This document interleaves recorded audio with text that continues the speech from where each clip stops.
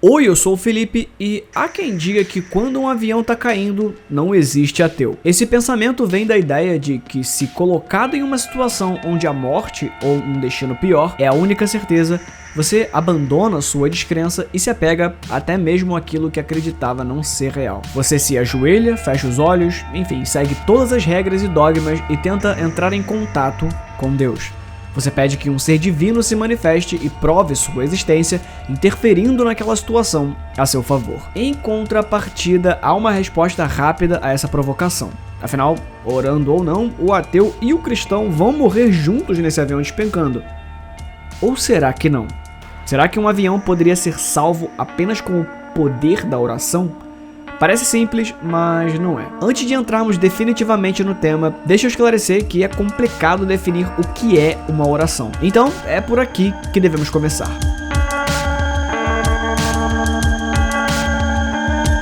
Você pode usar a linguagem escrita ou falada, libras e até braille para se comunicar com outros seres humanos, porque esses são meios carnais de se comunicar com seres carnais.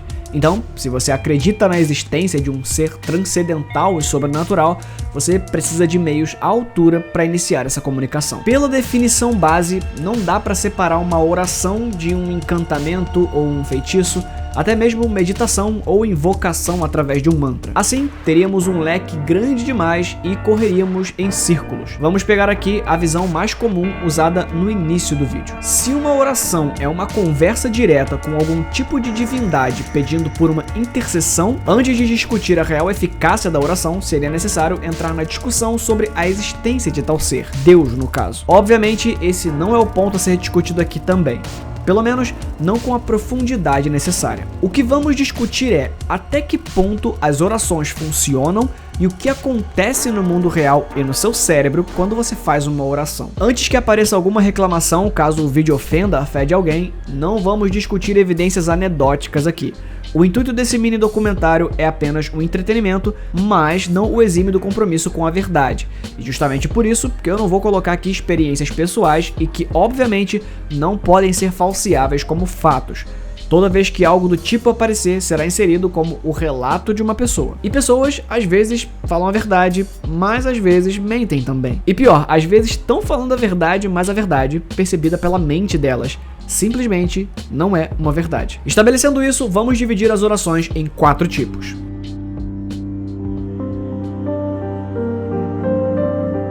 Intercessória. Quando você ora com o intuito de que Deus interfira em uma situação a seu favor.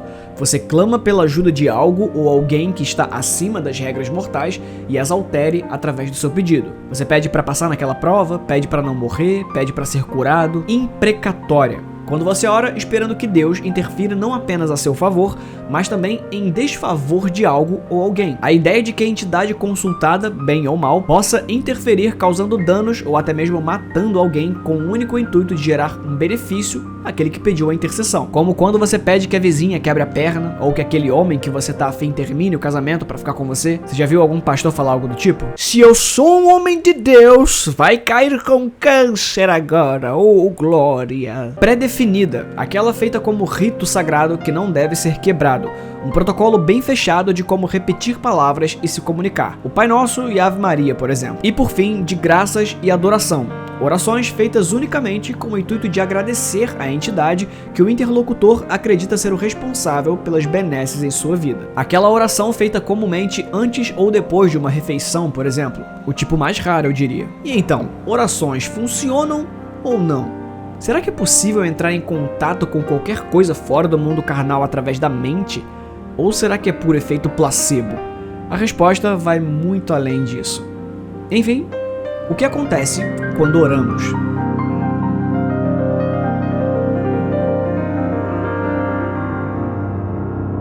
Bom, partindo do princípio óbvio de que hoje as quase 8 bilhões de pessoas, excluindo ateus e agnósticos não teístas, estão divididas em mais de 10 mil religiões, demoraria um pouco explorando os rituais de oração de cada uma delas. Então, por motivos óbvios e geográficos, eu vou me centrar aqui no cristianismo e aceitá-lo como verdade por bem da explicação. Claro que boa parte do que for abordado aqui vale para qualquer outra religião. Vamos saltar o questionamento da existência de Deus, como eu propus lá no início, e partir para a parte onde observamos a sua cabeça por dentro.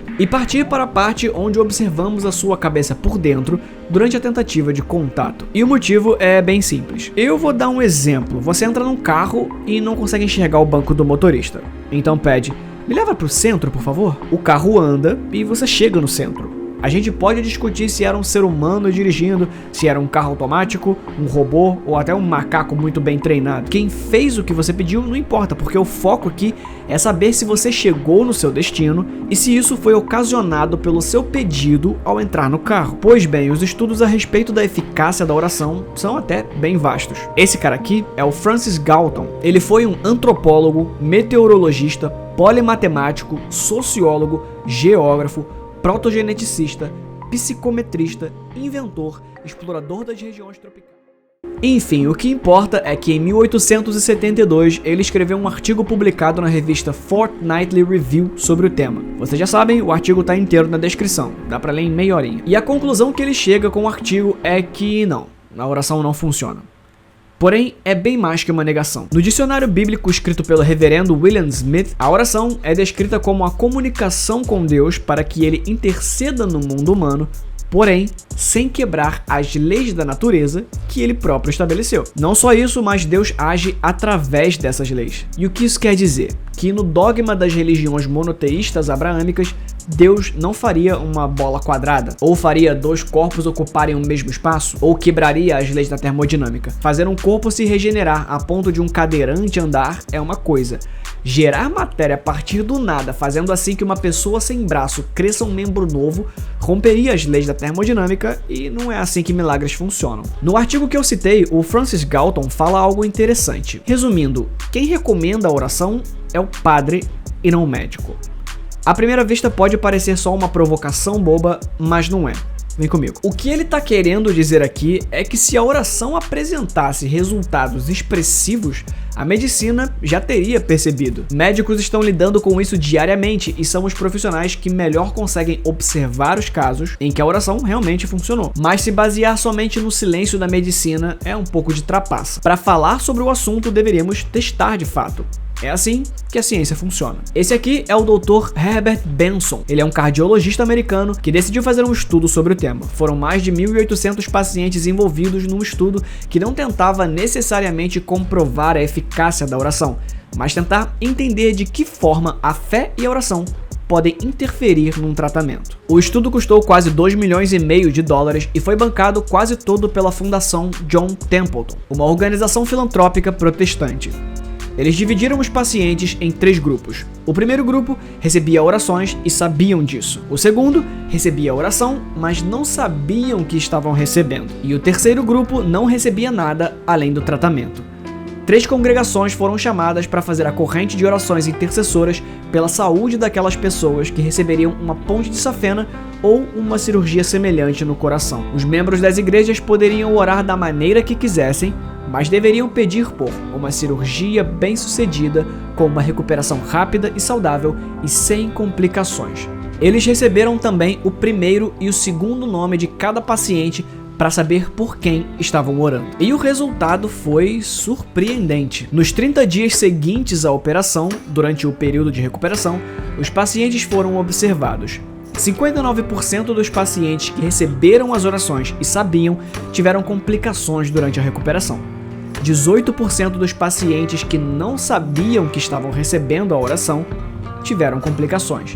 Então, no final das contas, segundo esse estudo específico, saber que estão orando por você aumenta os riscos do pós-operatório. A hipótese que os médicos envolvidos nos experimentos chegaram é extremamente curiosa. A ideia é que talvez saber que tem alguém orando por você pode ter provocado algum tipo de ansiedade, o que causou as complicações. Mas peraí, era só uma cirurgia? Por que tem alguém orando por mim? Ai meu Deus, será que eu vou morrer? Acontece que entre aqueles que não receberam as orações, apenas 13% teve alguma complicação durante a recuperação. O grupo que não recebeu qualquer intervenção religiosa teve a melhor taxa de recuperação. A conclusão que os médicos envolvidos chegaram é bem óbvia. Isso aí foi uma coincidência, não quer dizer nada. Outro experimento feito em 1997 constatou que alcoólatras que receberam orações durante o tratamento para o vício desempenharam pior do que aqueles que não receberam nada. Mas existem críticas a esses experimentos, já que quando se trata de metafísica, aplicar conceitos científicos pode reduzir tanto a ciência quanto a religião quando você tira elas de suas respectivas áreas. Como diria o escritor Matthew Kelly, se você julgar um peixe pela sua capacidade de escalar árvores, ele vai gastar toda a sua vida acreditando que é um idiota. E eu disse segundo Matthew Kelly porque, apesar de essa frase ser atribuída ao Albert Einstein, foi o Matthew Kelly quem inventou o que o Einstein disse. Mas ele nunca apresentou nenhuma prova disso, então eu vou dar crédito pro primeiro que falou, não é mesmo? Enfim, cientificamente a oração falha em se provar real, mas tem uma coisa que a oração faz, e no final das contas, ela funciona muito bem.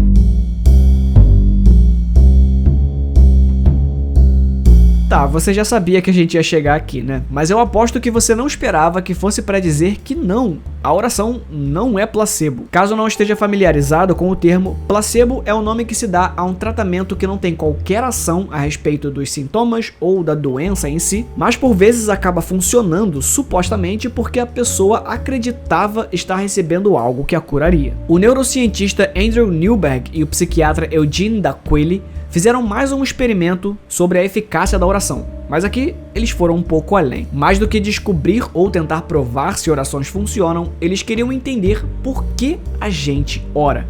O que se passa dentro da nossa cabeça nesses momentos. Com ferramentas um pouco mais bem treinadas, eles mediram o desempenho cerebral de pessoas de diferentes credos em estado de transe espiritual. Havia um grupo de budistas e um grupo de freiras franciscanas. O que ficou constatado é que durante as meditações, as áreas responsáveis pela orientação no espaço e tempo foram diminuindo suas atividades até literalmente pararem.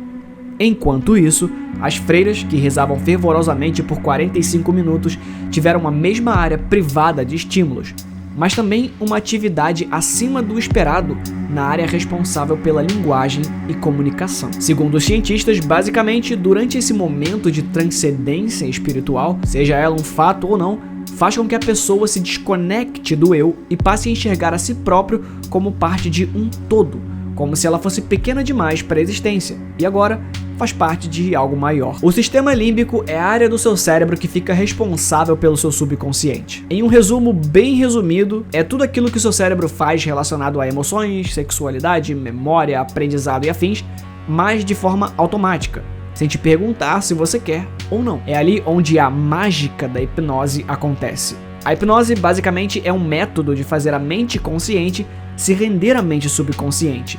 Isso pode ser feito através de uma autoindução. No final das contas, a oração pode ter um efeito similar ao transe hipnótico, um relaxamento seguido por uma catarse emocional, o que justificaria perfeitamente a sensação de paz interior que algumas pessoas sentem após falar com Deus. A gente pode entrar na discussão sobre a existência de Deus e sobre se tem alguém realmente respondendo às preces, mas que a mente humana fica diferente durante esses momentos de oração. Fica assim. Até porque existem sensações físicas que corroboram com a existência de algum fenômeno ainda não entendido. Essa é uma sensação que você pode sentir não apenas orando, mas também usando drogas. Sim, é isso mesmo que você ouviu.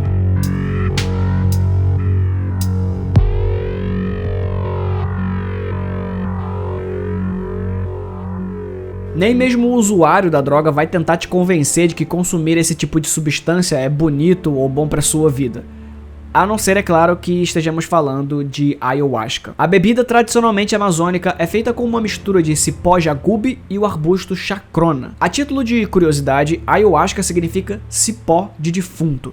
E não é à toa, já que a bebida alucinógena pode causar psicose e, claro, a morte. O fato de essa bebida ser utilizada em ritos espirituais pode ter uma explicação científica bem mais simples do que seria esperado de algo do tipo. Como eu citei no experimento com as freiras e os budistas, o que acontece com a ayahuasca e outras drogas psicoativas é que o seu cérebro desacelera em certas áreas que criam a imagem mental do eu. Com essa dissociação do eu, ou seja, a morte da sua autoidentidade, você passa a enxergar a si próprio como parte do todo. Você deixa de ser o protagonista da sua própria história. E tudo aquilo que você conhecia como ego, do latim eu, desaparece, dando lugar a uma sensação de completude com o universo, e paz interior, onde todas as preocupações mundanas não lhe pertencem mais. Ou então o desespero total e a sensação aterradora de que você está desaparecendo e a sua humanidade começa a se esvair entre seus dedos como se nada mais nesse mundo fosse importante e você é apenas uma centelha se apagando em meio ao caos que perscruta através da escuridão. Mas na maioria das vezes é aquela coisa da completude e oba, tô em paz com o universo e tal. O lance é que a ayahuasca é só um exemplo de agentes psicoativos que fazem o seu cérebro gerar a força, efeitos que uma autoindução forte o suficiente poderia gerar. O seu cérebro tem essa mania doida de tentar provar que ele existe fora do próprio corpo. Então, para quem experimenta essa sensação, às vezes o importante é pegar essa experiência totalmente individual e íntima e externalizar.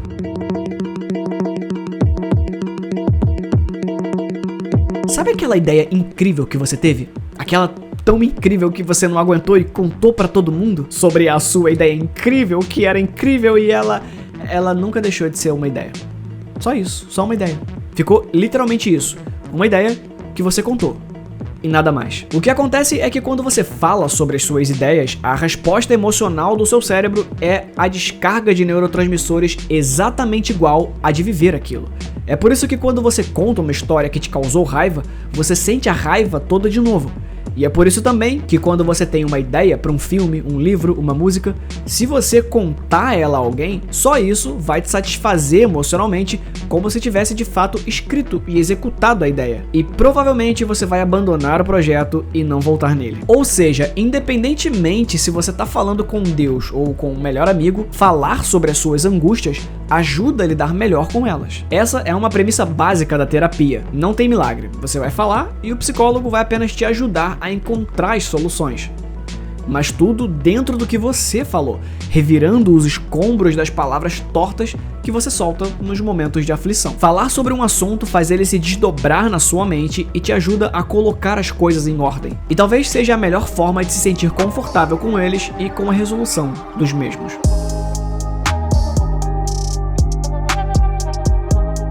Os efeitos da oração agindo diretamente na mente são bem claros, mas ainda precisam ser lapidados e falseados para que haja um entendimento melhor de como isso funciona. Quanto à oração agindo no mundo material e mudando os acontecimentos naturais ao bel prazer de quem pede, é algo que é melhor não misturar com ciência. Resumindo, a oração serve como um método de intimidade com algo que você acredita, e só isso já deveria ser o bastante. Independente da sua crença, seria bom trocar a oração intercessora pela de graças. Às vezes a gente passa tanto tempo pedindo as coisas que esquece de olhar ao redor e ser feliz com o que a gente tem.